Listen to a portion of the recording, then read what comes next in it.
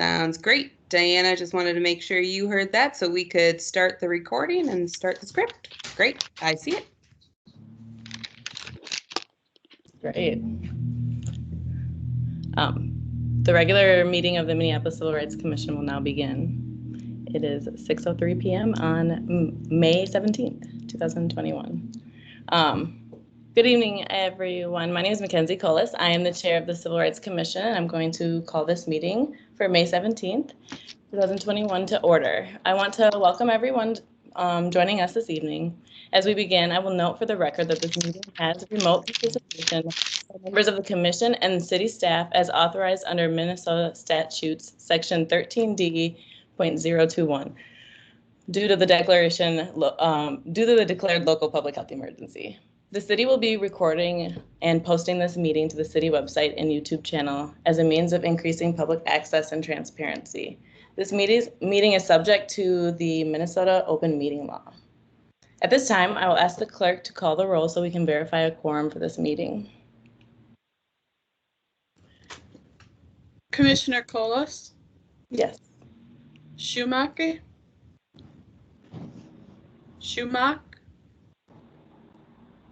Stevens? Chair Schumacher. Crowder? Here. Devonish?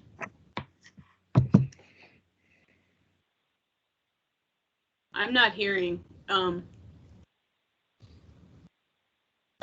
Swift? Yeah, maybe there's a audio issue. Like Janelle, Vice Chair Shoemaker, you're here, right? Yes, I'm here. I apologize. I was lost in my computer, but I'm here. Oh, okay. So Swift? Folk? Here. Stignani? I think there's guests in the lobby. Yeah, it looks I'm like he's seeing joining that. right now. Commissioner Stignani just joined. And then it looks like Commissioner Devonish also joined. Yes. Davis? Fine. Yes, here. Gold? Here. France? Here. Widseth? Present.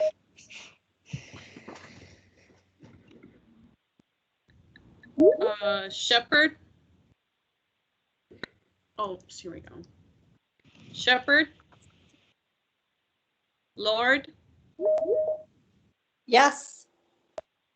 Kirkman? Yes. Hartz? Here. Fee? Farrar? Here. Cobia? Here. Bergquist? Someone's breaking up. Did we have Bergquist?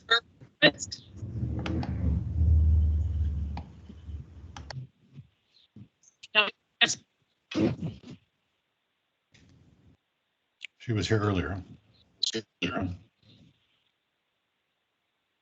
We have 14 present. There may be more. Should I go over the ones that I didn't hear, or? Yes. Commissioner Stignani is here. Please do that. Yep, Commissioner Stignani, and then maybe just anyone who didn't, call their name as. Stephen? Stevens actually is no longer with the commission, and I was going to let the commission know that as well. And then we had Commissioner Davis. Yep, I see Swift. We have Davis? Yes. Okay, Widseth? Widseth is here. Can you hear me? Yes, now we can. Okay, great. Shepherd? Commissioner Shepherd will not be with us this evening as well. I apologize. This is Commissioner Bergquist. I'm back here again. Okay, gotcha. Commissioner Fee?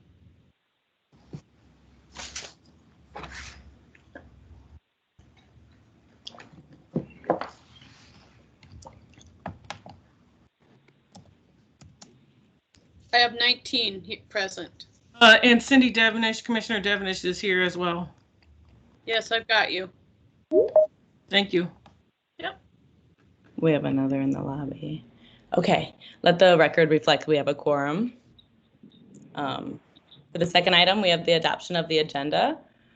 Commissioners, the agenda for today's meeting is before us and was updated in the agenda packet as well. May I please have a motion to adopt the agenda? This is Commissioner Devenish. I so move that we adopt the agenda. And is there a second? Shoemake Yes, second. I second it. Thank you. We have a proper motion before us by Commissioner Devenish and seconded by Commissioner Shoemake. Is there any discussion before the clerk calls the roll?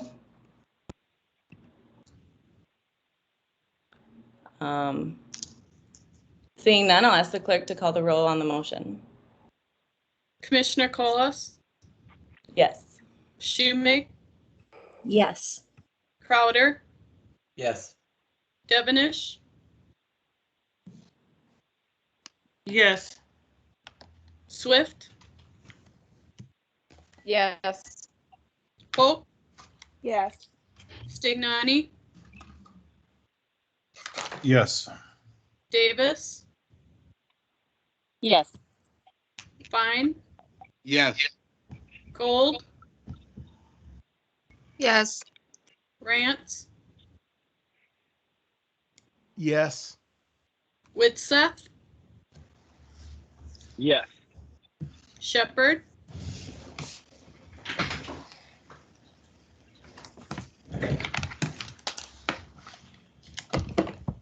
Shepherd, He's not with us tonight.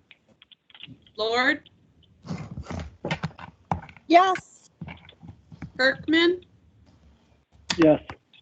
Hartz, Yes.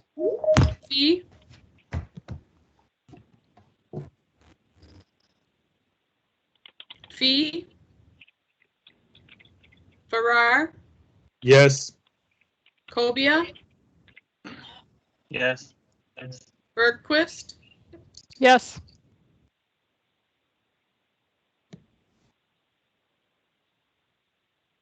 I have 18 yes. Ayes. That motion passes and the agenda is adopted. For item 3 of the election of the agenda, we have the election of the Civil Rights Commission Secretary. As I noted earlier, Commissioner Stevens had to step away from the commission. She's really excited for the work that's happening and is hopeful for being able to collaborate with the commission in the future. But we do need to do a new election for a secretary. Oh wait, Chair, I'm sorry, I'm looking at the script and it says election of secretary, but it says the acceptance of minutes underneath. So my apologies.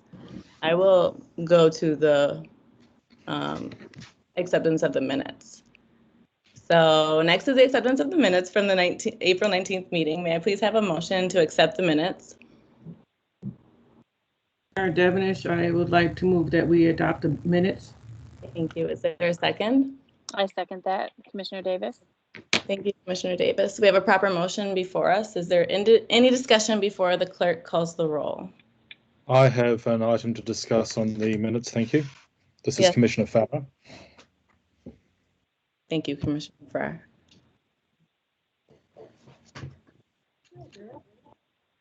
What was your item that you'd like to discuss? My item is that I retrieved the minutes, which were actually headed the 20th of April online, not the 19th.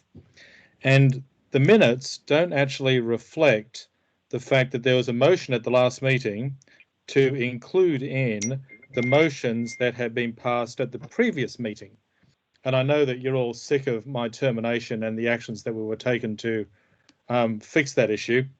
But the actual minutes that we have before us say that we are including the motions that were passed at the March 15th meeting, but it doesn't specify those motions, even though I read them into the record at the time.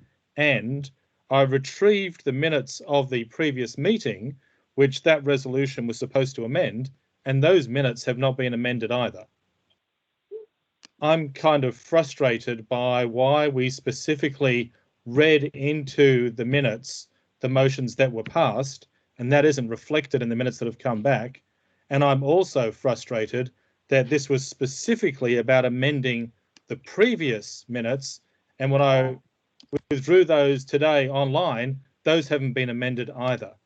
I don't know what the proper response to that is, but I'm not prepared to vote for accepting those minutes while they contain those two basic errors. Thank you, Commissioner Farrar.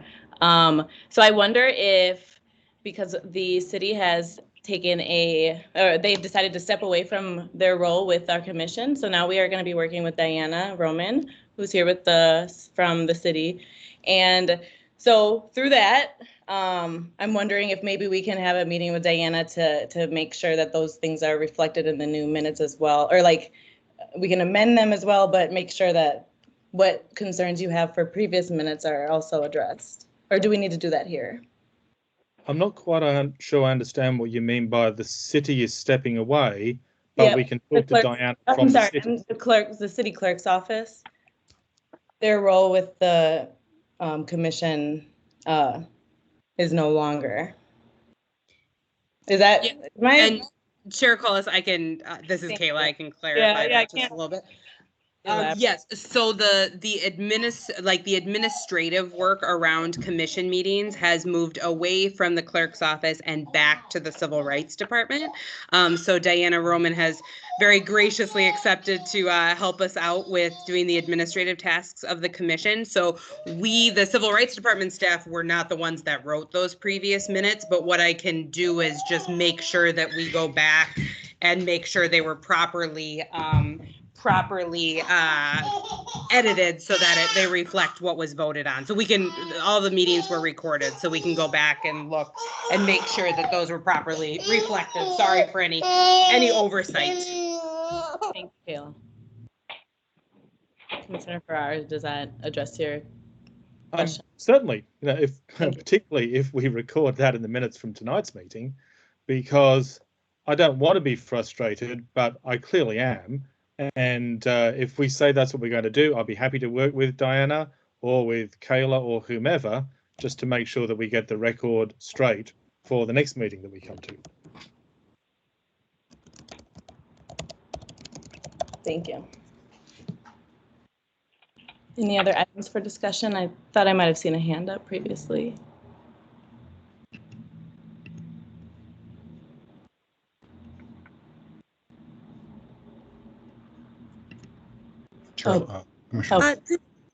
Yes, Commissioner Lord, thank you. Yeah, I would just like to point out in the minutes that in the section regarding the task force on the accountability of the killing of George Floyd, that trial is misspelled in all instances in that section as trail. So you might just want to change that.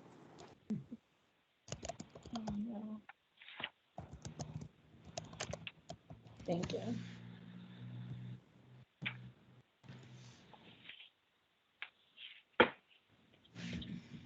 Okay. Well, I will ask the clerk to call the roll on the motion to adopt the minutes from the April 17th meeting. I have made notes for both of those items that you spoke about, and I will check on that in the morning and then get back to you. Commissioner Collis? Yeah. I don't think we got a second to move forward, did we? I got one from Commissioner Davis, I believe it was. Okay, sorry. Is that correct? Yes, that's correct. Okay. Sorry. Shoemake? Yes. Crowder? Yes. Devenish? Yes. Swift? Yes. Folk? Yes. Stignani? Yes. Davis? Yes. Fine? Yes. Gold? Yes. Rants? Yes.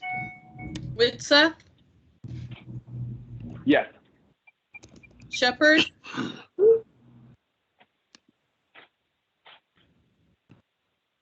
Not with us tonight. Okay. Lord? Not with us permanently. Or no, that Yes. was Stephen Shepard's not here tonight. You're correct. Berkman, Yes. Hartz, Yes. Fee, Farrar, Yes. Cobia, Yes. Bergquist, Yes.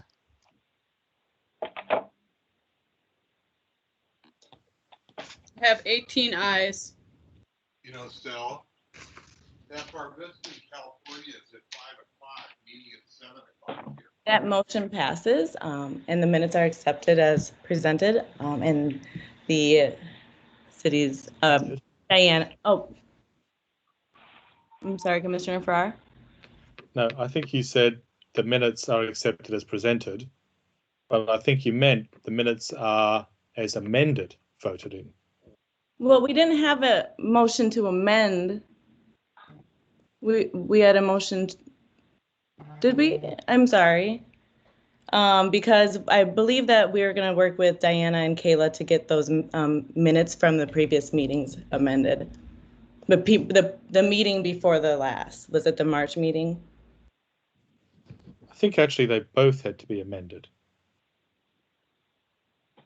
The point was that the minutes from the last meeting didn't reflect the two resolutions that were recorded to be entered into the minutes from the meeting before that. Okay. I thought we were voting on that to happen. I believe the motion on the table was that we were going to accept the minutes, and then a part of the discussion you had brought that up, but there was no motion to amend the minutes. I wonder if that's what happened last time then, because we had a discussion to do something and then we voted and nothing was done. And the thing that we discussed didn't actually happen. So I'm not sure if that's some problem with the procedure that I don't understand, but it appears that we just again voted for something to be accepted and we're agreeing for changes to be made, but that isn't reflected in the resolution or the motion that we just took. We're voting to accept the minutes as presented. At a minimum, we need to change the date of the minutes because it's incorrect. Well, thank you for that, Commissioner Burke. So do we need to retract the motion, or is that the take that off the table and have a motion to Commissioner Farrar? Would you like to have a motion to amend the minutes? I think the motion is to amend the minutes as we have discussed inter alia, with the dates to be changed, with the resolutions from the previous minutes to be entered, and with the spelling of trail to be corrected.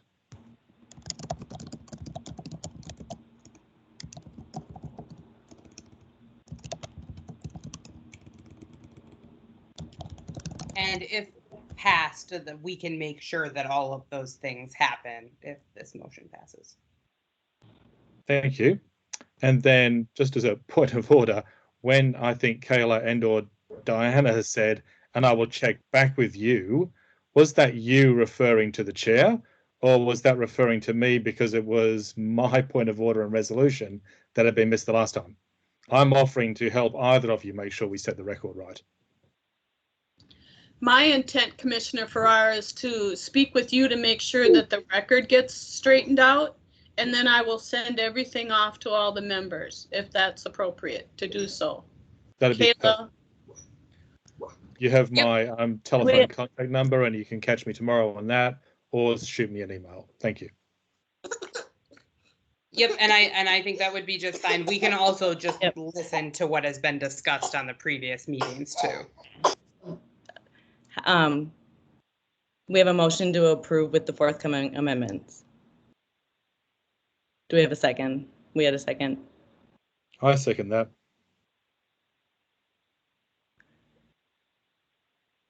And then I did see Andrea and Neef's hand up. Did you have something? Chair May, I was just going to make a suggestion for your consideration that perhaps the minutes from this meeting don't need to be approved tonight, since it seems that there are suggestions that changes should be made, but I don't fully understand the suggestion that's being made. Perhaps the previous recording should be reviewed and the minutes should be approved at a future meeting. Of course, that's completely up to the commission, but I just offer that for your consideration. Okay, thank you. So we have a proper motion before us, and with Ms. Andrea Neef's comment, do we have any discussion? Or otherwise, I'll ask the clerk to call the roll. So to clarify, could you specify what we're voting on now? Yes, the motion on the table right now is that we are approving the minutes with the forthcoming amendments, and we have a second by Commissioner Farrar.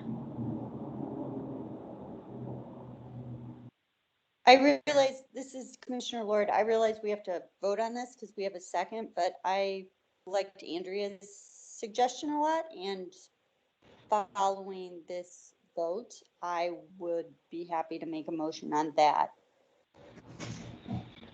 So people can keep that in mind when they're voting. Thank you. I'll have the clerk call the roll on the motion, please.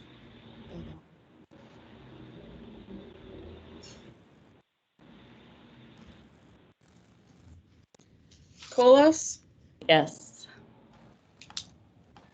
Schuma, Shoemake, yes. Shoemake, I'm sorry. You're fine. Crowder, Yep. Devenish, Yes. Swift, Yes. Folk, Yes. Stignani, Stignani is a yes. Davis, Yes. Fine, Yep. Gold, Yep. Rance, Yes. Witseth, Shepherd, not here. Lord, Abstain. Kirkman, Yes. Hartz, No. Fee,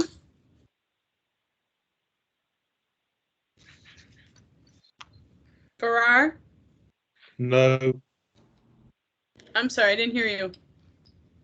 no, No, okay. Cobia, Yes. Berquist, No.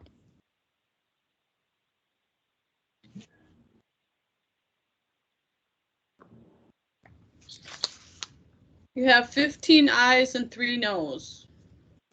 That motion passes, and the minutes are accepted with the forthcoming amendments as discussed.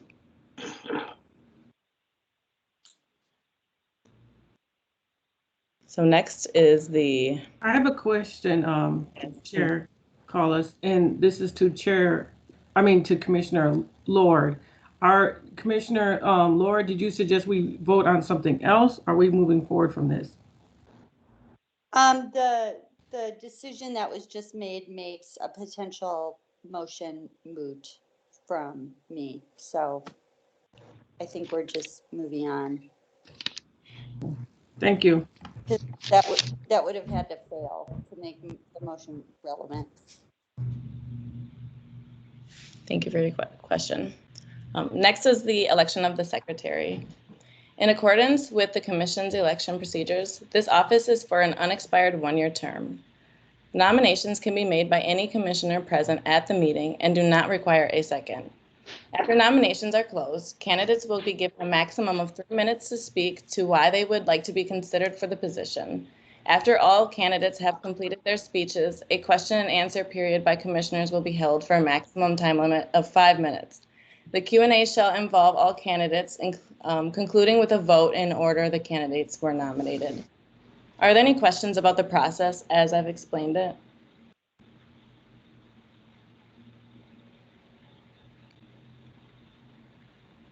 I will open the floor for nominations. Are there any nominations for the position of secretary?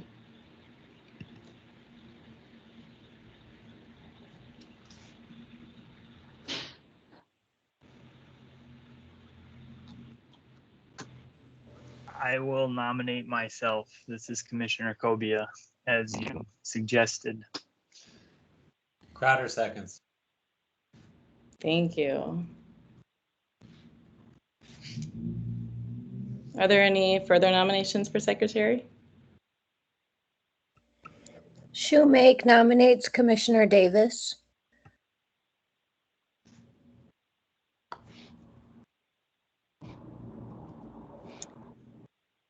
Thank you for that.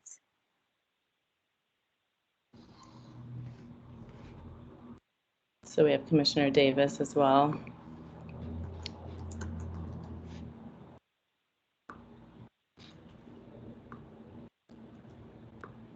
Sorry, just writing that down. Okay. Seeing no other nominations, next, the nomination period is now closed. Next, each candidate will be recognized in order to speak for a period of 2 minutes. Commissioner Kobia, you may have the floor. Okay. Hi, everyone.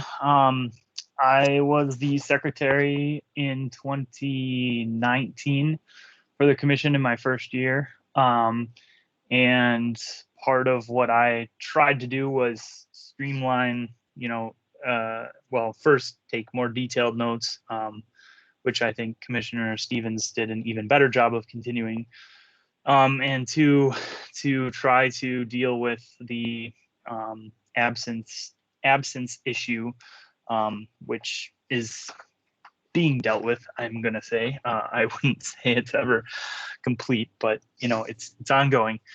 And then last year I was on the commission as a commissioner, and this year I am actually the chair of the Workforce and Contract Compliance Subcommittee. So we would need a new chair, I believe, if you elect me secretary. I'm happy to do it. I'm quite a fast typer, but as long as I don't have to handwrite anything, because I have absolutely horrible handwriting. But I'm happy to let someone else take a leadership role as well. So I will leave it up to all of you. Thank you, Commissioner Kobia. Commissioner Davis, you may have the floor now. Thank you so much for the nomination. I would be happy to take on the role, though I've not done it before, so it'd obviously be a great learning experience for me. But I can type pretty good. I'm pretty good at taking notes and things like that, but I'm definitely not experienced in this as far as this commission goes, since this is my first year. So I'm open for whatever you guys want. I'm ready for the challenge if that be the case. Absolutely. Thank you, Commissioner Davis. I will now open the floor for a brief Q&A so that commissioners may engage with the candidates.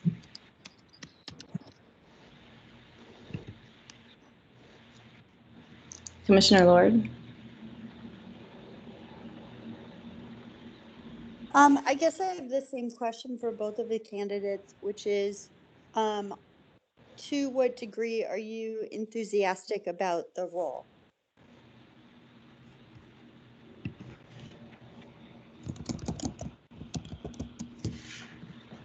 Want me to go first?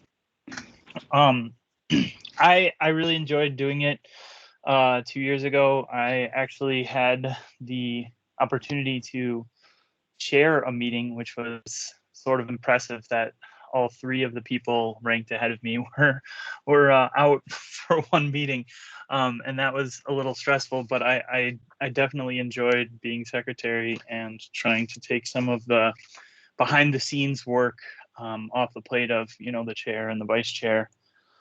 But I'm also enthusiastic about being the subcommittee chair of Workforce and Contract Compliance, and I certainly can't do both. So.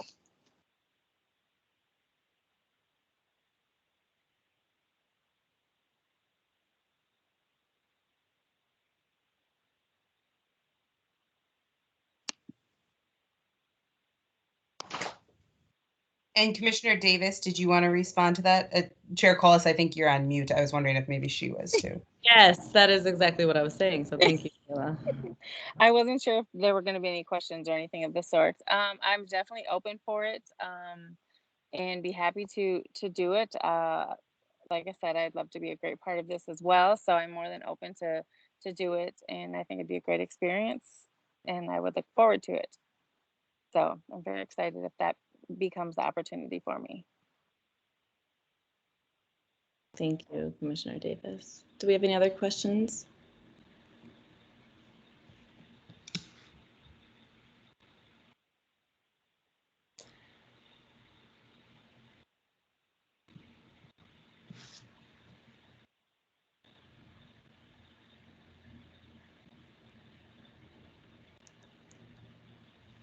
Well, with that, it sounds like we have two enthusiastic commissioners that are willing to be the secretary, and it sounds like regardless, we have the support for the tools for secretary. And I know the position may look a little different than it did in the beginning of the commission with the role of the city clerk's office changing, but we're working on that with Diana as well, so that will be coming up.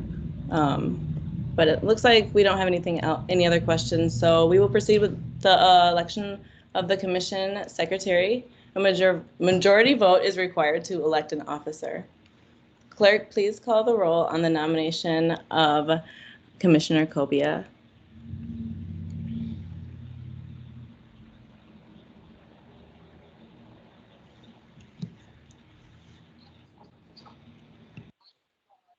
And Diana, maybe you're on mute, but you're calling it. My apologies. Commissioner Colas? Yeah. Oh, wait. How do we do? Sorry, I got a little. So we just say yes or no if we're voting for, or how does this work for each candidate? Sorry.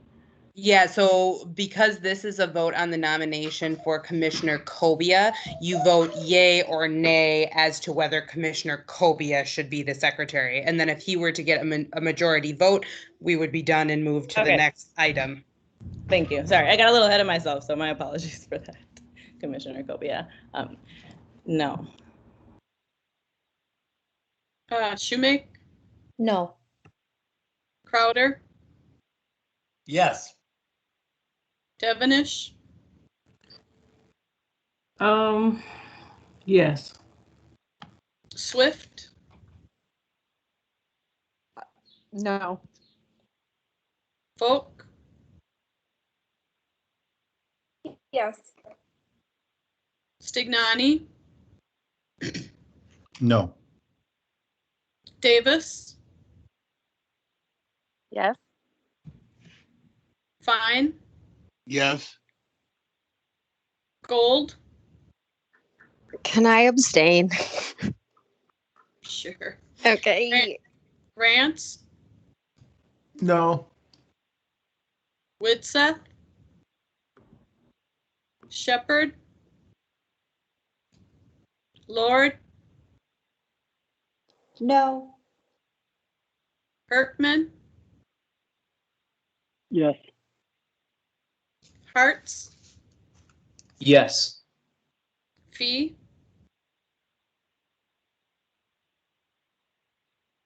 Farrar? No. Cobia? Abstain. Bergquist? Yes.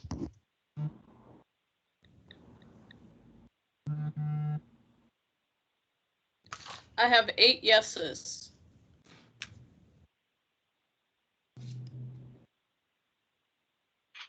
Seven noes. And 2 abstains. Okay, this might actually bring up a bit of a technical question. I'm not sure if Andrea has any insight into this, but when we have people abstaining, it does become an issue with a majority vote. Chair Colas, I would be happy to weigh in on that if you would like. Please, thank you. That would be great.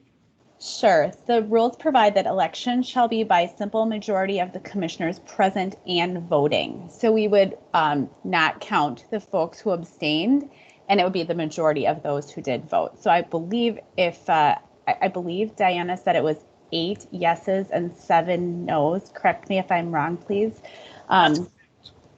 So then that would be a majority of the votes cast would be for Commissioner Kobia to become secretary. So we don't then we don't vote for Commissioner Davis. It would be just all done through that one. Okay. That's correct, because the majority was for Commissioner Kobia, then there would not be a majority for the other candidate. Okay. Commissioner, Vice Chair Shoemake? Yeah, question, Andrea, if the people who abstained wanted to vote for the other candidate, would they be allowed to do that? Yeah, because I guess that wasn't clear. It's just no. Well, because of the way the election procedure is set up, because the election is done, in the order of the first candidate, if you chose not to vote, it's a little late to now vote, I'm afraid.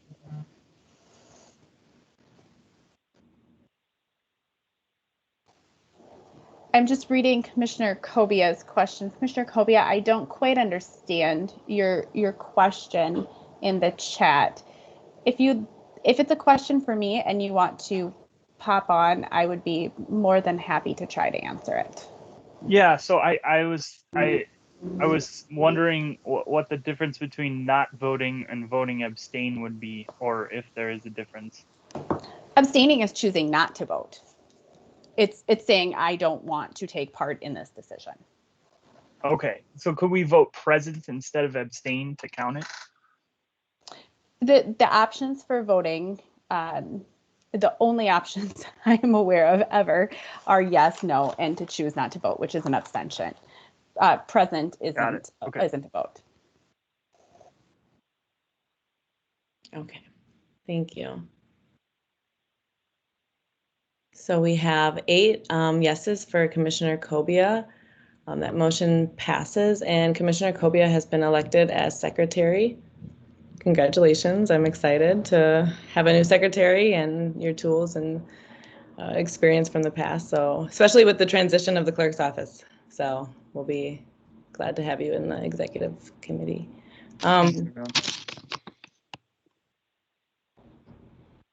Well, okay, actually, so it's saying, it's also asking me to call the roll on the nomination of the next nominee. That's only if a majority wasn't gained in the first vote. Thank you for clarifying. So for the 4th agenda item, we have we will be receiving an update on the less lethal weapon research project. So there's an update on the resolution opposing less lethal weapons, which will be given by Commissioner Mark Signani. I will now invite Commissioner Signani to give that report. Thank you. Just as a backup, there's the resolution of the City Council is in the data packet, so I will not review that with anyone. But so what has happened since that time? We have been engaged with the Civil Rights Department, the Mayor's Office, and by way of the Mayor's Office, trying to get access to the data of the Minneapolis Police Department as to their use and logistical deployment of non-lethal weapons. I believe Jared Jeffries from Mayor Fry's office is on the line here, and I just wanted to open with the chair's permission to let Jared introduce himself and just kind of recommit that the mayor is behind this.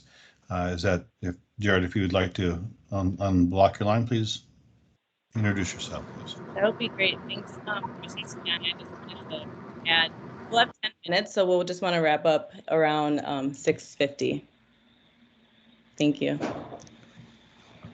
Oh, maybe.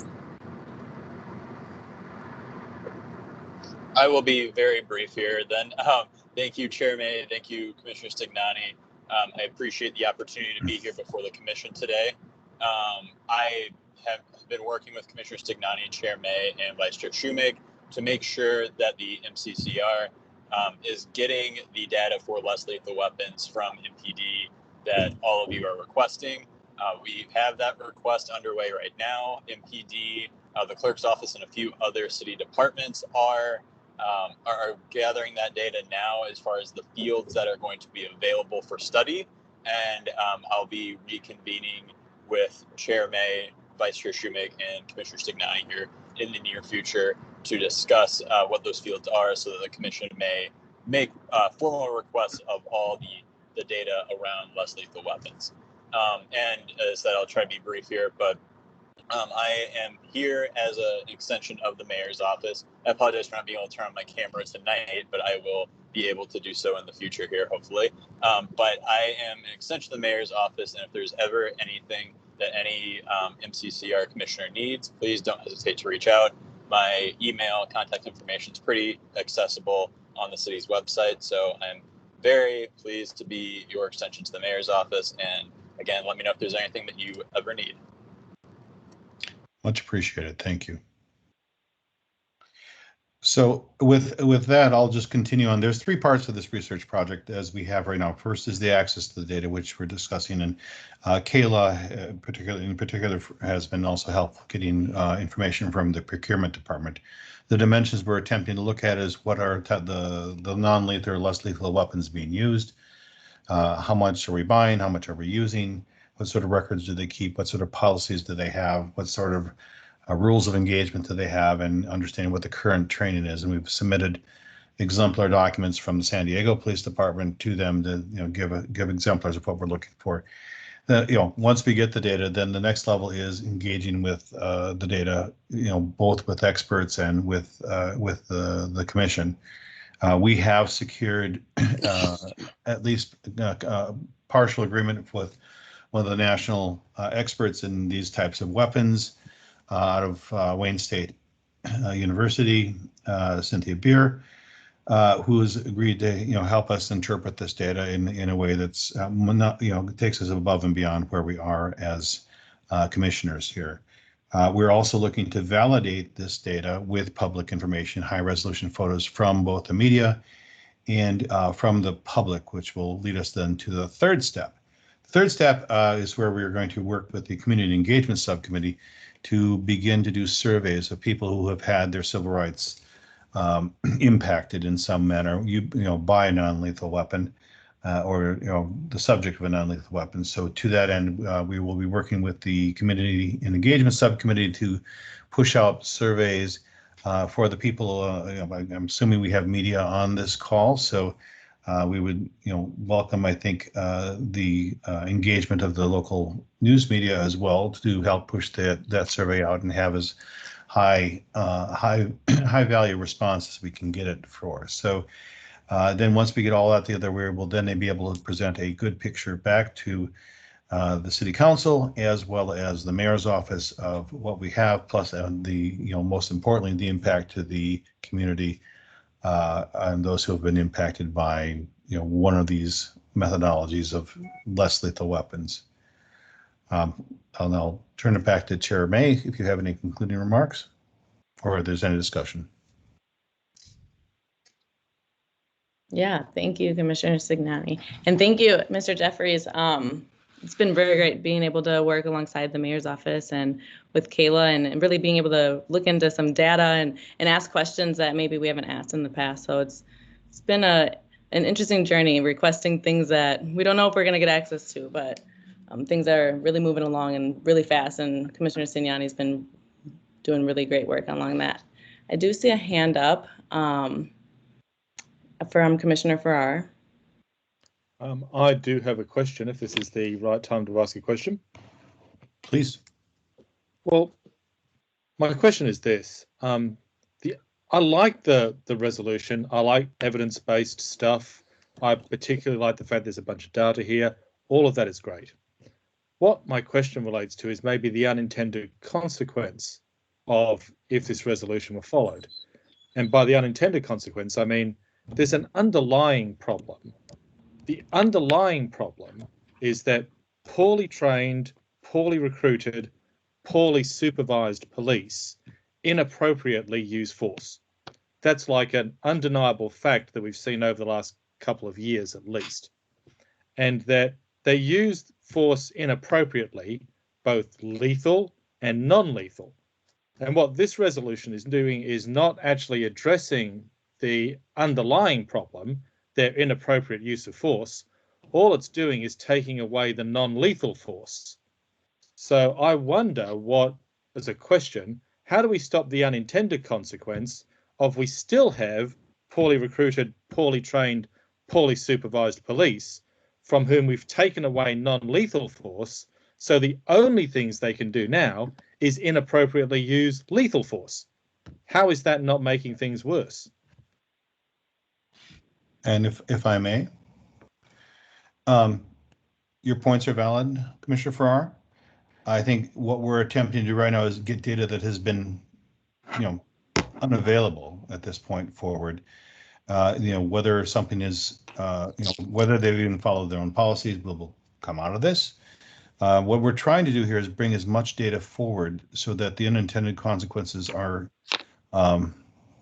exposed as we're going to see. I don't think that, we also have had Commissioner Gould's work and discussion on qualified immunity, which would then take away the lethal aspects as well. So I don't think there's only one path here. I think a lot of this is bringing data out, having experts address the data, and less than lethal weapons, as the mayor's Representative Jared had put forward, is probably the better term, because there's been quite a number of fatalities, and especially if they're used inappropriately, targeting heads and torsos above the waistline.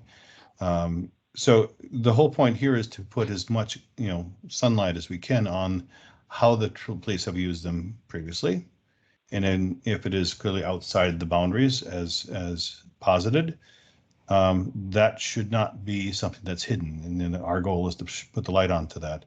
And then if we move into the deadly force, then we have the next item on qualified immunity to bring forth. So attempting to eat this apple, a couple bites. But your points are valid. I certainly don't want to dismiss them in any fashion there. But again, we're going as fast as we can, I think, on this one, and we want to try to maintain an objectivity to this data extraction that would allow us to stand up and show the data is correct and proper, and then move forward with our conclusions at a later point. Thank you, Commissioner. Commissioner Hartz also has a question. I would like to respond to Commissioner Farrar's statement that, or comment that it's poorly trained police that are killing people. I want to remind the commission that Derek Chauvin, who's now been convicted of second and third degree murder, had been on the Minneapolis police force for 19 years. That Kimberly Potter, who shot Daunte Wright, had been a police officer for more than 20 years, and in fact was trained people on the police force herself. So I don't think that point is quite as simple as saying what we need is more training, because we've seen police with more training than you could possibly hope a police officer would even receive, still killing people in the line of duty. Thank you.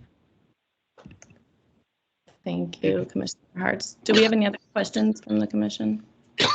I'll respond to that comment that was actually directed at me. We do have another question from Commissioner Gold, but if you can take a minute, we can. Thank you. Actually, I think, can you hear me? Yeah. I thought sorry. Commissioner Farrar, if you wanted him to wrap up. Okay, got it. Yeah, sorry.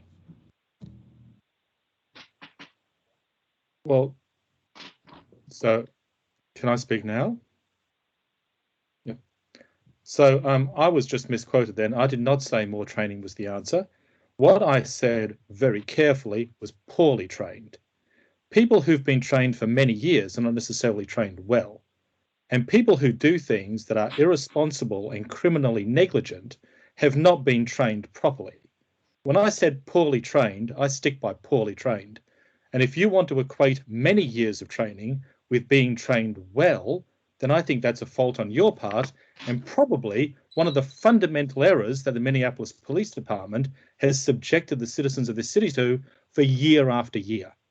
Coming in here and telling us about someone had 19 years of training and therefore training isn't the answer is exactly the sort of thing that we are trying to address.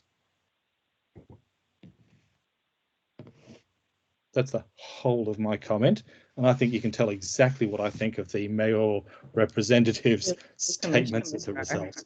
Thank you. Commissioner Gold.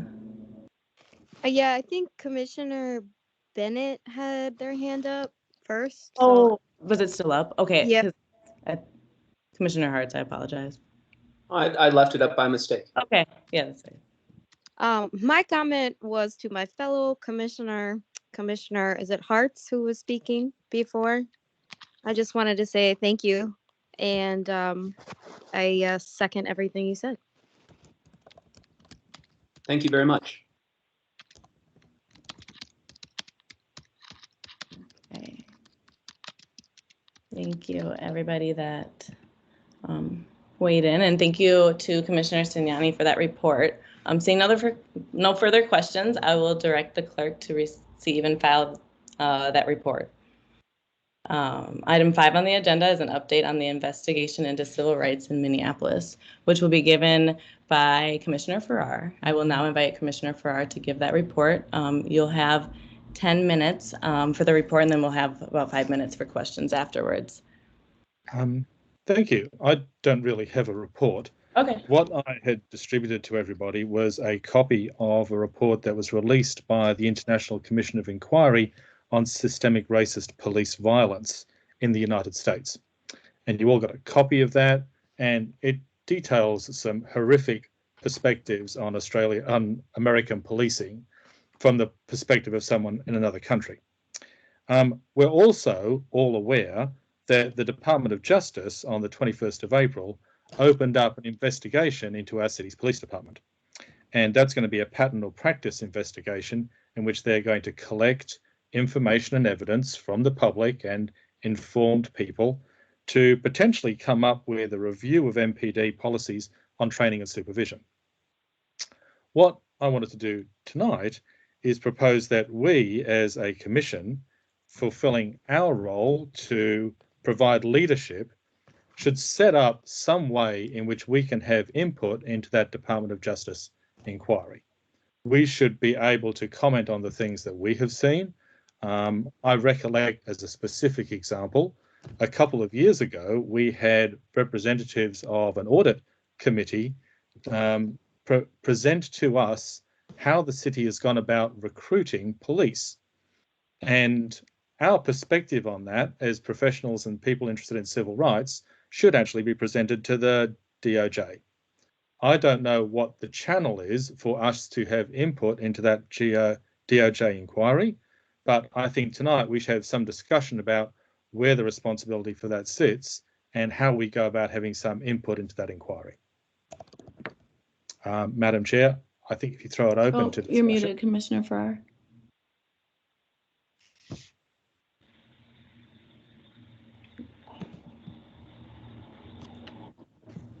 You just muted. So there was just like something you said the last second. Sorry. No worries. I was suggesting, Madam Chair, that now maybe we should have a discussion about what we can do to have input into that DOJ inquiry. Yeah, we can open the floor up for it. Oh, that would be great. So we'll have the discussion and we'll take some time for that. Oh, and we have Vice Chair Shoemake. Hi, thank you. Commissioner Farrar, I think that this is excellent, and I think it actually goes really well in line with what we have been doing, trying to get data from different, the police department and procurement department. With Chair Colas and Commissioner Stignani and Jared from the mayor's office, we have kind of briefly talked about this, but I would maybe invite Jared to speak to this. Would we have an opportunity to provide a report. And I guess to be transparent, what I don't know if Commissioner Signani is on the same page as this, but if we can support the city in some way with the data analytics that they would have to present for this investigation, we would be gleeful to do that. But Jared, do you want to chime in here? Sure. Thank you, Vice Chair Shoemake. So I will say, as far as the DOJ investigation, I think most of what the Department of Justice will be looking for will be everything should be relatively, I would say, I don't want to say surface level, but relatively straightforward. I don't think there will be an analytics part that they will need the commission to do. So while the city, speaking for the mayor's office, while the mayor's office certainly appreciates the offer, I don't think that will be necessary. However, I think that's maybe a point of further conversation as to where the MCCR might kind of overlap with the things that are being looked at by the DOJ from kind of a macro perspective as far as just the city itself.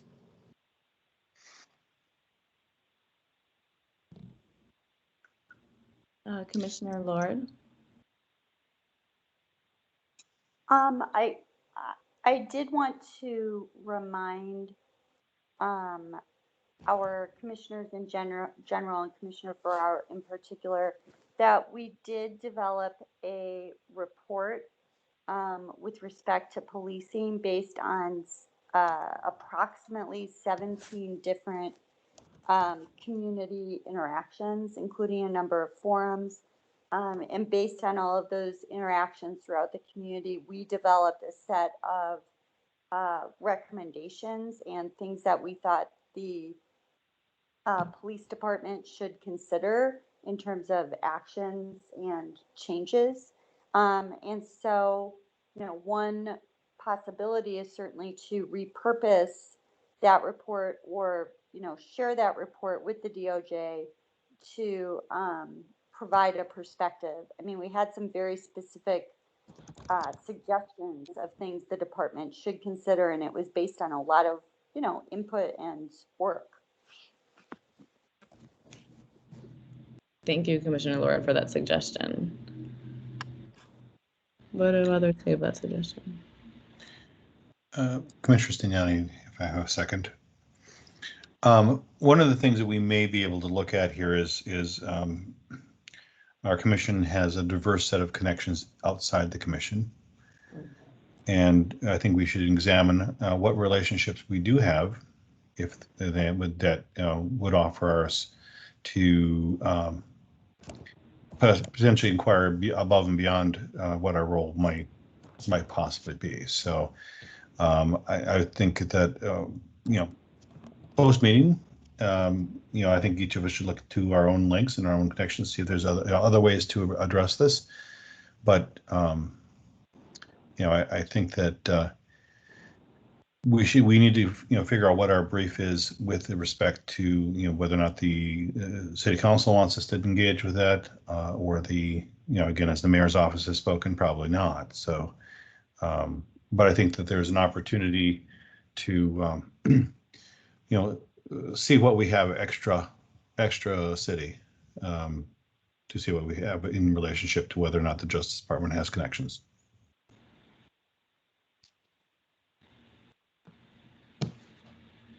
I see your hand up, Commissioner Farrar, but we have another question from Commissioner Rance. If you wanted to comment on Mark, and then we'll have Commissioner Rance ask a question. Oh, I'm happy to wait my turn. No, that's fine. Well, did you want to comment?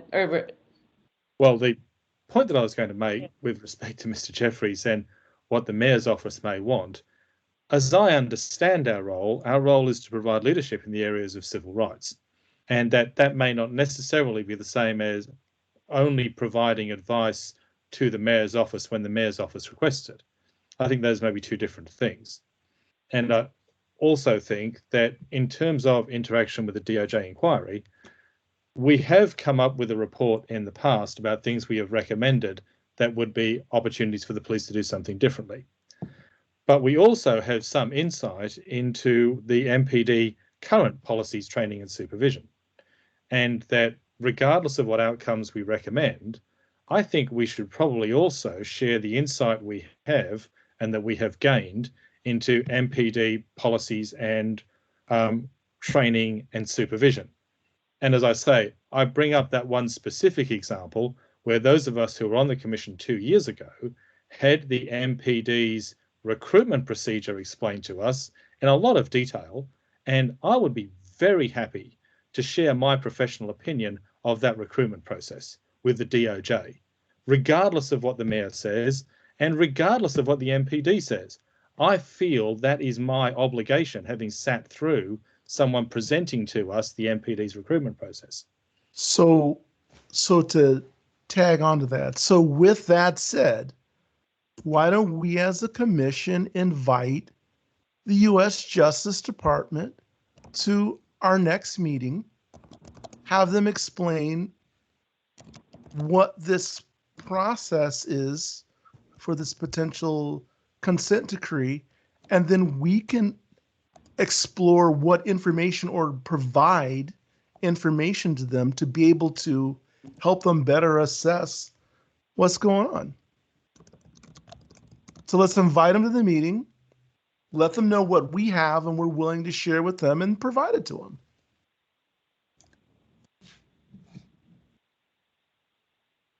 I'd second that, Commissioner Rance. I think that would be a great idea. All right, let's do it. So can we vote on it? Yeah, do we have a motion to invite the U.S. Justice Department to our next commission meeting in June? Yes. I second that motion, Commissioner Devenish. Do we have any further discussion before the clerk calls the roll? Does anyone have an in? The information is on the website, correct? We have a lot of connections, I heard, Commissioner Signani. And I think as the Civil Rights Commission of the city that is under investigation, even they'd want it, we should be able to talk to somebody and be listened to. Yeah, I love this idea. I'm happy to do some digging. Oh, I would love to do some digging as well. Yeah, I was just saying we have the connections to Commissioner Devenish's point. If anybody has any sort of in. And while we're discussing this, I will just say that the whole point of my bringing this up tonight was entirely to have somebody like Commissioner Rance put forward a motion that we have some direct channel with the Doj investigation. So I am very happy to support that. And that is the whole of the reason why I brought this material up tonight. So thank you, Commissioner Rance. Seeing no further discussion, can we have the clerk call the roll on the motion, please? Who made the motion? Commissioner Rance did. Commissioner Rance, okay. Okay, Commissioner Kolos? Yes. Schumach? Yes. Schumach, I'm sorry, Crowder? For sure, yes. Devenish? Yes. Swift? Yes. Folk?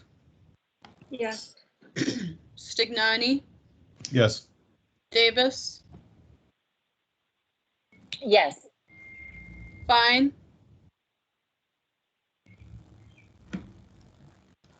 Gold? Yes. Rance? Yes. Lord? Yes. Herkman? Yes. Hartz? Yes. Farrar? Yes. Cobia? Yes. Berquist? Yes.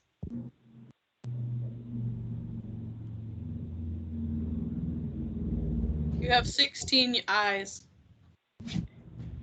Thank you. That motion has passed, and we will do some digging and invite the U.S. Justice Department to our June meeting and explain the process that we've discussed. And Oh, yeah. Oh, sorry. Commissioner Woodseth here. I think I missed my name because I was unmuting, but I would, if possible, like to vote yes on that motion. Thank you. Diana, is that possible? I'm sorry, I didn't hear you.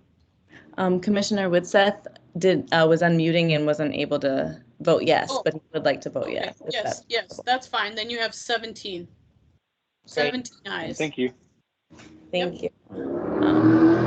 If there's no further discussion for Commissioner Farrar's report, I will direct the clerk to file and receive the report.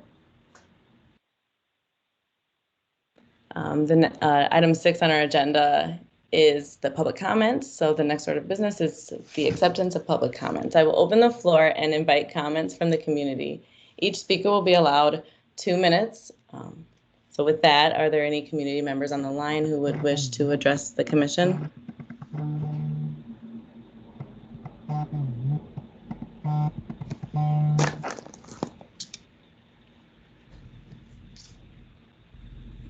Okay, hearing none, I will move to item 7 of the agenda. The final item on our agenda is the reports from our standing committees and task forces. We will begin with the Community Engagement and Research Subcommittee that is chaired by Commissioner Gold and Vice Chair Commissioner Folk. This is Commissioner Gold. Hello. We unfortunately had our last commission meeting rescheduled due to a scheduling conflict on this, I think the city's end, but we're not mad at them. So we're going to be meeting next week. But I wanted to, make a motion. And the motion is about, we want to, commissioner from the subcommittee, Cindy Devenish, she had this great idea to give out an award for community members who have gone above and beyond for their community work. So for example, Eliza Wesley, aka the gatekeeper down at George Floyd Memorial. And so in order to do that, we would need it to pass for the commission. We need to vote on it. We would need to pass it. And so my motion, if Cindy Devenish, Commissioner Devenish, you want to hop on and explain a little more about your idea before we do a motion, that would be awesome. Sure. So it's everything that you said, Commissioner Gold, is that I think a lot of our community members do some work that may not get recognized just to help our community build. I think Eliza is a great example who has been basically donating her time. She's been mentioned on by the Star Tribune, Kara Levin. Some others would include Rakia Abdi, who does work at the Cedar Riverside community. There's just some great community members who go above and beyond and don't ask for any compensation, but just to recognize them for their hard work and dedication for things that they don't have to do, but they choose to do. So I was just thinking about a simple certificate, which I provided to Commissioner Gold, that just says, thank you, we appreciate you. And you are a great example of what a community member should be of action. If you want to see change, this is action and movement. So I just appreciate all their hard work. And so I just want to recognize them. Hey, this is Commissioner Crowder. Just to follow up on that point, in part because Commissioner Devenish sent me an email that I never responded to about the budget. We have $3,000 that we can put toward basically anything this year. And I was hoping that we were going to also be able to put any money that actual commission members didn't claim for these events, but Kayla informed me that that's not possible and that we can't amend those procedures because they're within the city code. So that's beyond our reach, but we do have $3,000, and right now it's issues like this and then the letter writing campaign. So it might be fun to include a 25 Amazon gift card or something like that. I'll just throw it out there. But I do think we should start using the money we've got, or at least earmarking it for certain things. so we don't just sit on a pot until the end of the year and then try and get rid of it on things And- that may not be as valuable. And thank you for that update, because we do have Juneteenth coming up and we might need some funds for Juneteenth. Yeah, and that's what your email was about, was the Juneteenth. So Yes. that's right. Thank you. Thank you, Commissioner Devenish. Commissioner Stignani. Well, thank you. Who approves our budget? Kayla, it's probably a question directed to Kayla, because I mean, you know, is it untoward for us to go back and ask for more money for special purpose items simply because there is a you know, $3,000? Yes, that's enough money to do something, but you know, I think when we get to special purpose projects, I think that we should be able to go back and, you know, at least ask for funds for things that are important. So Yeah, so I can speak to that. Sorry, were you finished? no, I was Commissioner finished. Stignani? Please go. So the thing is, the commission's budget is a part of the larger civil rights department budget, so it needs to be balanced and is, you know, taken out of the money that's for the entire department. So we'd be willing to reevaluate as needed, but because, you know, the commission is not necessarily a designated line item, we obviously would need to, you know, take other needs of the department into our thoughts as well. But it's certainly something that we could have further conversation about if there was a specific need or project. Thank you. I just have no history of accepting budgets as is, so. And I saw Commissioner Farrar's question, will the commission take a vote on approving individuals? I was hoping that as a subcommittee, we could nominate individuals within the subcommittee, but I'm open to ideas just to save people time and energy, because that might be taken away from the commission's time. So I think it'd be more appropriate if the subcommittee community engagement took that on, but I'm open to ideas. Yeah, and then I guess I have a question for Andrea, is if this would be something, it sounds like you said the commission should vote on the specific names, but it says if the subcommittee wanted to bring back a list of nominees for the commission's approval, that would be appropriate. Okay. And so would that be something that the executive team would be able to do? Or what we could do, I'm sorry, I just had a thought. I was thinking as the subcommittee or any of the commissioners, if they had someone they want to nominate, we could, as the subcommittee community engagement, we could send an email to the executive team or however Andrea wants us to proceed.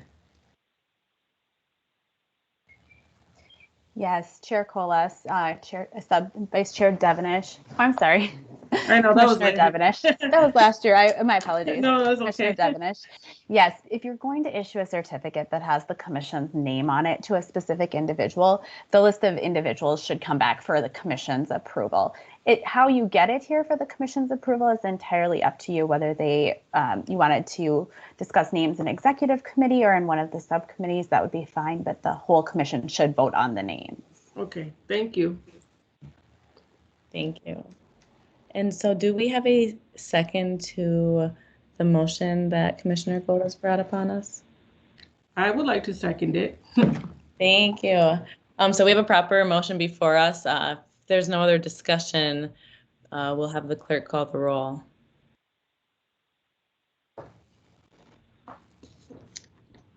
Commissioner Colas? Wait, Yeah. Can you say, yes. This is Commissioner Colby, can you say exactly what we're moving on? Because I didn't hear an actual final motion. Yeah, well, I can, if Commissioner Gold, if you want to word your motion again. Okay. I think Commissioner Devenish, I feel like you could do it better than I can. Okay, so what we're asking to nominate community members who've gone above and beyond in the community for community outreach. That's basically it. And then once we come up with the list in the subcommittee, we bring it back to the commission for approval. And I'm not sure on, if if we would just, provide the whole list and then all the names would get approved, or would we need to, go through each individual? So that's something that we'll have to discuss.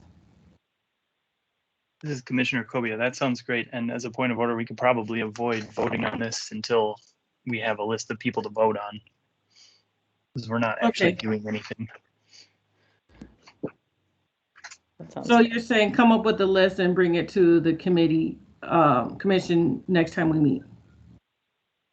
So yes, absolutely. I think that the project is, it sounds like there's overall pretty good feedback regarding that. So I'm looking forward to being able to see the nominations and how we're able to celebrate those individuals.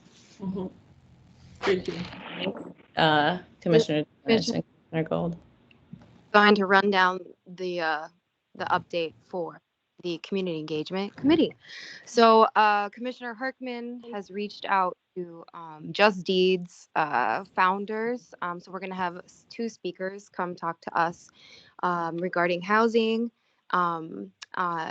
next Tuesday, which also brings me to there's an anniversary of the murder of George Floyd, the remembrance on Tuesday, the 25th at George Floyd Square. So I just wanted to invite any of the commissioners to come to that. I'll be there, like making food, handing out food. So you can just email me, and just wanted to let you know about that volunteer opportunity. Then we're also working on Juneteenth with a community member, Commissioner Devenish's contact. We're working with Vice Chair Shoemake on the Crown Act. We also have if you see something, say something, do something, stop discrimination, brought on by, once again, guess who? Commissioner Devenish. And we are also working on educating the public on ending qualified immunity. I'm really passionate about that. And so looking forward to educating more folks and getting the word out. And then also the last thing I want to say is, like, to all my fellow commissioners in this body, you guys ghosted me. I have received 0 of your photos and bios to put online. It's cool. I get it. But that we said May 17th, by May 17th. So I guess I'm not going to get them, am I? I apologize. Oh yeah. So can we do another call out for that, Commissioner Gold? Would you Nope, you get one shot. Oh, one shot. Well, send your bios to me, everyone, because we about it. We still want to do it. No, that's fine. Yeah, just whenever you get them to me, that's cool. I can put it up on Facebook. And then what else was I gonna say? Yeah, we're gonna be going to Juneteenth.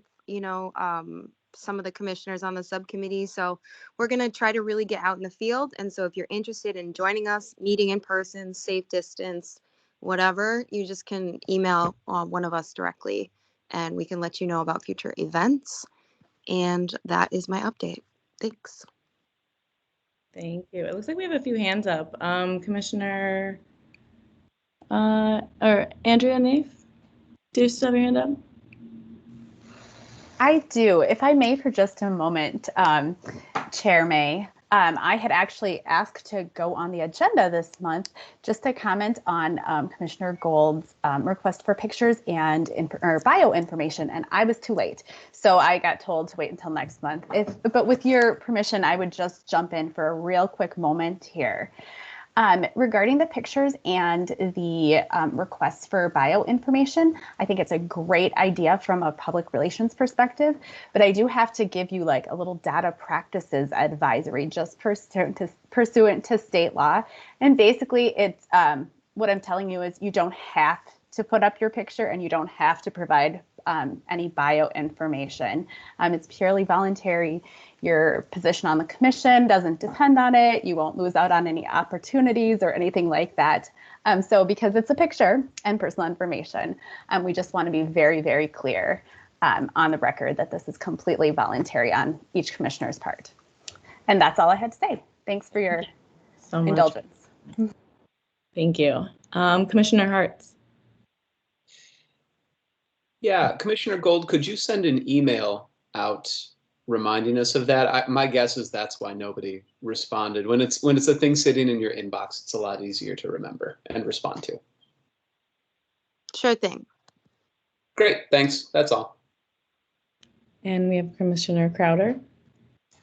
Yeah, so one side issue we talked about last meeting related to the ACLU that seems relevant to what we're talking about now with the community engagement stuff. I emailed Julia Decker, the policy director at the ACLU, and she wants to come talk to us about qualified immunity as a part of our qualified immunity programming.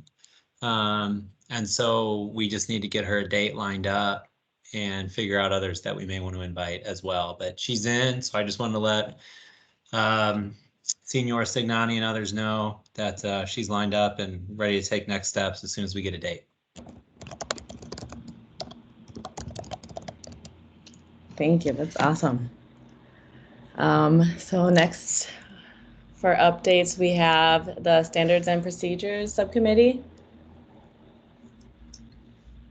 This is Commissioner Crowder. I don't know if Commissioner Fine is still on the line, but he sent a note that said he had to drop off for a minute, and we haven't actually met since we're going to meet on a as requested basis. And we had initially thought about trying to amend the procedures to allow for the waiver of the fees, but then after Kayla said we couldn't do that, we abandoned the meeting. So we haven't met since last meeting and nothing to report.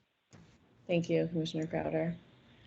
The Workforce and Contract Compliance Subcommittee, we have Commissioner Copia and Commissioner Rant. Yes, so unfortunately we were not able to meet either. I too got ghosted by everyone except Commissioner Farrar.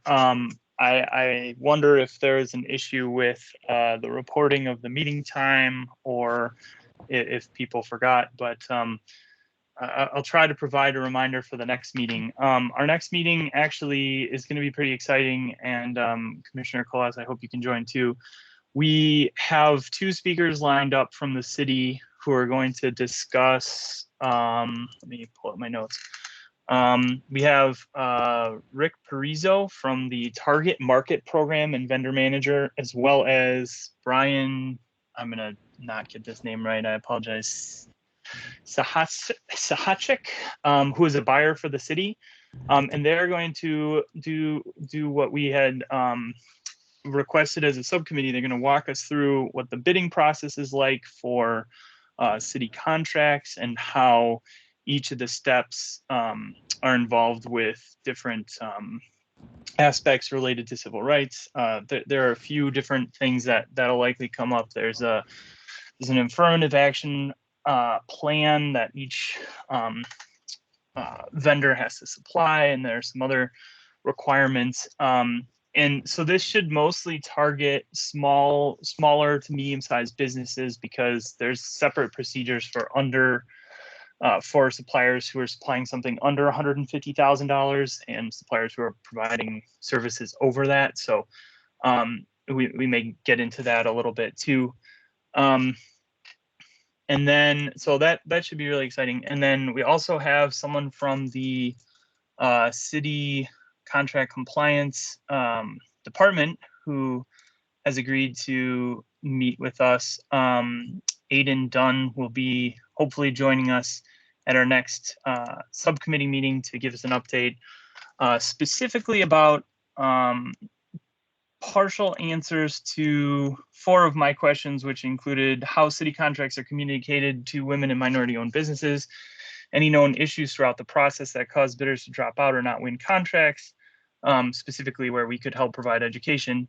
3, whether a list of women and minority-owned businesses exists, and 4, what definitions are used for monitoring compliance related to women and minority-owned businesses. So hopefully we'll have a very busy and exciting next subcommittee meeting, and hopefully Chair or Vice Chair Rance can take over as chair, or we can figure out what further steps need to be done there. But yeah, it should be a good meeting. That's set for June 3rd and at 6 p.m. I believe. and I probably will not be able to attend that subcommittee meeting. So I very much hope that Commissioner Rance can attend. I can call in, but I'm going to be traveling that day. So anyway, that's the update from for workforce contract compliance. Thank you, Commissioner Copia. That sounds really interesting. I'm very excited to be able to, I should have that on my calendar already. But that's a bummer that you won't be able to make it.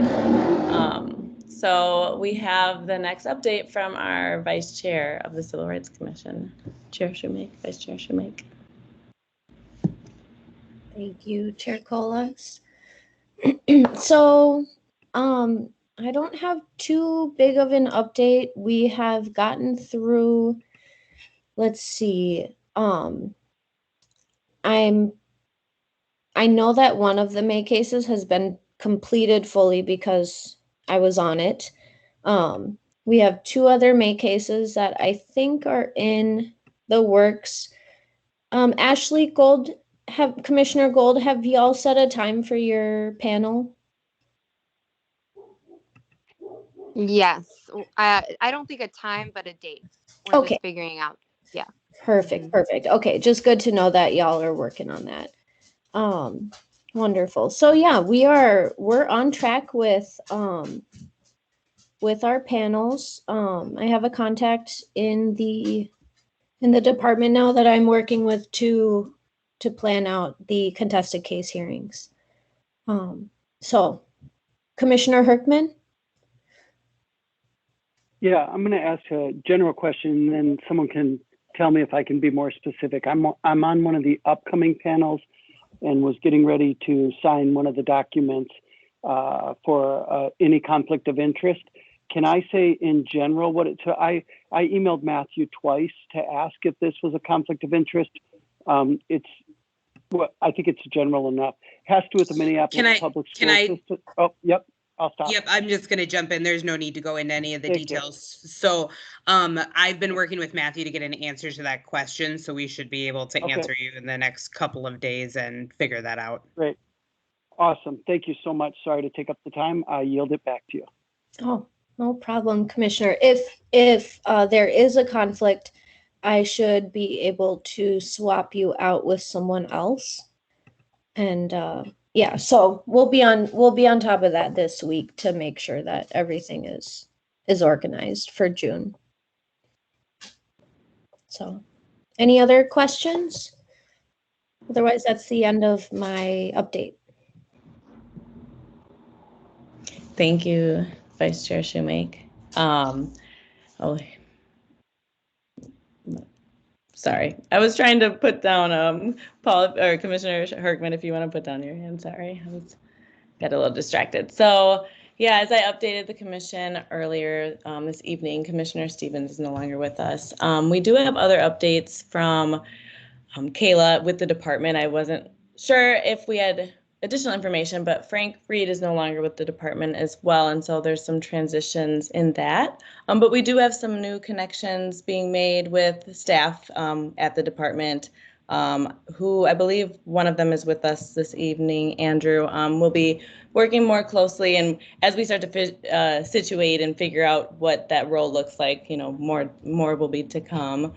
And then as well, you know, I had a comment in here about the policing, the work that we've been doing in the policing. And so I was glad that it was brought up tonight of how we could really connect some of the stuff that's happened in the previous task forces and really build on the work that we've done that we're planning on doing with a lot of this data and some of the things that were brought up by Commissioner Farrar tonight.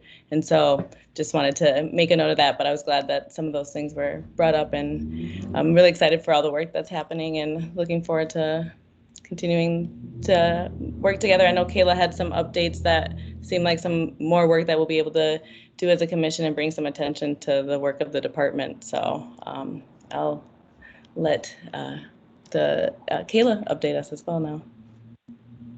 Great, thanks very much. Yeah, so you kind of started some of the department updates that I was going to provide. So yes, sadly, Frank has taken another position and is no longer with the department.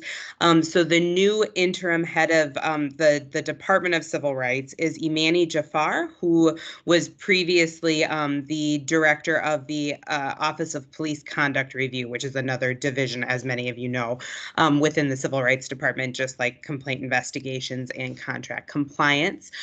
So that's the new head of the department. As Chair May had just explained, additionally, the Civil Rights Department Chief of Staff, Andrew Hawkins, is going to be more involved in commission work moving forward and be an additional resource to the commission in the work that they're doing. So he's on the line with us tonight and will be kind of moving forward, which we really appreciate his participation and look forward to that. Kind of on that same note, so we were actually having some conversations kind of leading up to this meeting and just about the department's work with the commission in general. And he brought up, I think, a great idea that I wanted to present to the commission just to start considering, and we can kind of figure out the details moving forward if this is something that the commission would like to do. But one of the things that the Complaint Investigations Division has noticed specifically is that our numbers have been down during COVID. Just our intake numbers, we're just not getting quite as many cases coming through. I think there's a lot of reasons for that, right? That was a pandemic, is a pandemic. People are focused on, more immediate needs that they might be needing to handle. People haven't been able to walk into the office, things like that. But we know, unfortunately, that discrimination is continuing to occur, and we certainly want to be a resource to as many residents in the city as possible. So that being said, we thought it might be a positive kind of place where we could partner with the commission, as you all are out in the community with all of your connections, to just try to get the word out more about what the department and specifically the Complaint Investigations Division can do and can offer as a service to the citizens of Minneapolis. So I just wanted to put that on the table as something that the department would love to partner with the commission on. So we can certainly have further discussion of what that would look like. One of the first things I thought of, I remember, I think it was probably close to 2 years ago now, I did an intake training with members of the Research and Engagement Committee at the time.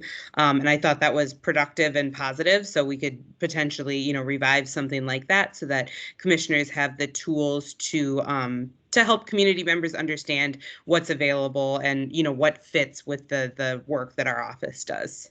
But other than that, as usual, happy to continue partnering with the commission. We're still working on cases and investigations, as always, a major focus on our ADR and mediation processes. So that's continuing to move along and trying to, keep things moving, even with, some staff shortages and things like that. But we're happy to be here and happy to continue working together. Thank you, Kayla. I'm wondering if the office has any, or the department has any materials that are published that would be able to be disseminated from the commission, or, more details to be able to provide people? Yeah, absolutely. So we do definitely have materials. So what I'll do is kind of go, this is a new idea. So I haven't gone in and dug through kind of what we have and if anything needs to be updated. But yes, we absolutely do have materials, and we can definitely share that with commissioners. Great. Thank you, Kayla. Thank you. Okay. Well, thank you, commissioners and staff, for those updates. With that, we've concluded all items on our agenda for this meeting. Chair Collis, I'm sorry, this is Commissioner Devenish. Yes. For some reason, there wasn't an opportunity to provide an update on the African American Preservation Act and our letter supporting it. So I just wanted to give a quick update. Is that okay? Yes, please, absolutely. So Commissioners Rance and Hartz and I recently met to edit and propose the letter to the Minnesota legislature about the African American Preservation Act, and trying to anticipate some pushback. We want to address the fact that the African American Preservation Act is a longstanding to address inequalities within the child protection and foster care And so we're doing well with the letter. I recently sent it to Ms. Houston for approval and she agreed with it. And also we reviewed some documentation from Hennepin County, which also backed up this Preservation Act and it putting forth money to support the changes as well. So we just wanted to provide a quick update. And Commissioner Rance, Commissioner Hertz, do you have anything you would like to add about our meeting? I found it to be very productive and a very necessary document. I'm glad that the commission is moving forward with the letter. And hopefully we'll be able to bring it to the commission next time we meet. Thank you, Commissioner Devenish. Commissioner Lord, did you have a question? Oh, I did. I had a question for Commissioner Devenish. I wasn't sure who you were referring to, the individual you said you sent to for approval. Was that the champion of this legislation who presented at our last meeting? Yes, I sent it to Ms. Khalees Houston from Village Arms and also Katie Wallace, Hennepin County Public Policy Manager. I've not heard back from Ms. Wallace yet. Well, actually, she and I talked a little bit today. She said because of her busy schedule, she has not had a chance to review it, but hopefully she'll be able to review it tomorrow and get back to me tomorrow. So I'm just looking to those who help promote it and put it together. So yeah, I don't have an issue with that, just to be clear at all, with us connecting with allies on things like this. I guess just as kind of like a point of fact, though, I'd like to just make the point that we don't really require the approval of other folks, and we're an independent group that can put out our own point of views. But with that said, I certainly don't object to connecting with allies and getting their input. But thank you.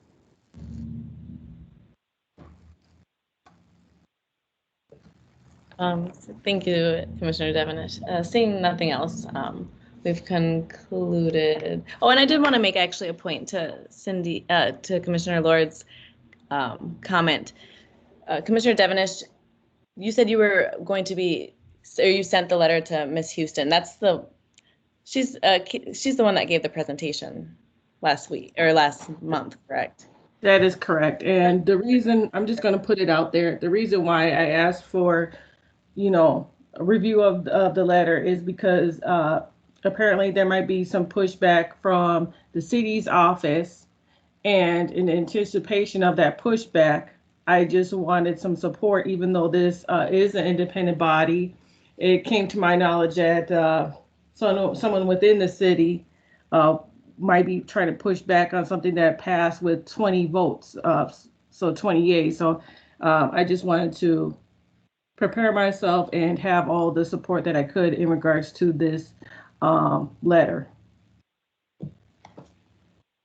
Absolutely. I think 20 votes definitely is telling, right, Commissioner Devenish? Well, thank you for that update.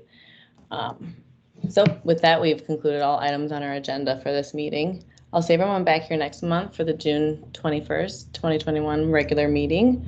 And seeing no further business to come before us and without objection, I will declare this meeting adjourned.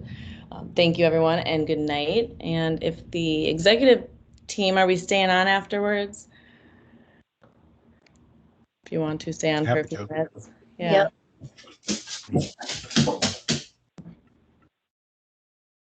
We'll just give you like 5 minutes or something.